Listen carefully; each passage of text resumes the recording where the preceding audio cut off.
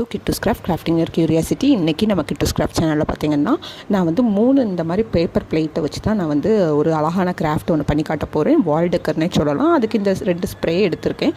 First இந்த paper பிளேட்டில் வந்து இந்த ஸ்ப்ரேயை நல்லா ஸ்ப்ரெட் பண்ணி விட்டுட்டு ஸ்ப்ரே பண்ணிவிட்டு நல்லா காய வச்சு எடுத்துக்கோங்க. இந்த நீங்கள் வந்து பிளாஸ்டிக்கில் மூடி கிடச்சா கூட நீங்கள் இந்த மாதிரி கிராஃப்ட் வந்து ட்ரை பண்ணி பார்க்கலாம். ரொம்பவே சிம்பிள் தான். வாட்டர் கலர் இல்லை ஆக்ரிலிக் கலர் கூட நம்ம சூஸ் பண்ணிக்கலாம். நெக்ஸ்ட்டு பார்த்திங்கன்னா கோல்டன் கலர் ஸ்ப்ரே வந்து நான் இப்போ ஹாஃபாக இந்த மாதிரி இதில் வந்து ஸ்ப்ரே பண்ணிவிட்டு நல்லா ட்ரை ஆகட்டு. ட்ரை ஆனதுக்கப்புறமா இதில் உங்களுக்கு பிடிச்ச கோட்ஸ் ஏதாச்சும் ரைட் பண்ணிக்கலாம். இந்த ஸ்ப்ரே இருந்துச்சுன்னா இந்த கிராஃப்ட் பண்ணதுக்கு வெறும் 5 மினிட்ஸ் போதுங்கன்னே சொல்லலாம். 5 to 10 மினிட்ஸ் தான் ஆகும். நான் இப்போ பார்த்திங்கன்னா 3 பிளேட்லையும் ஏதாச்சும் குட்டியாக ஒரு கோட்ஸ் இருக்கட்டும் அப்படின்னு சொல்லிட்டு எழுதிட்டேன்.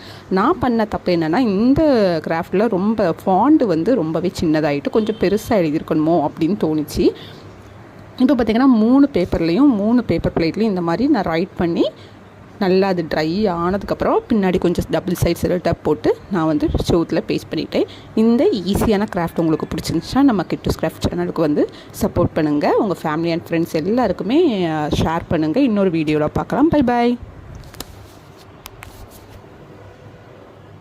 To Kittu s craft crafting your curiosity. இன்றைக்கி நம்ம கிட்டு ஸ்கிராஃப்ட்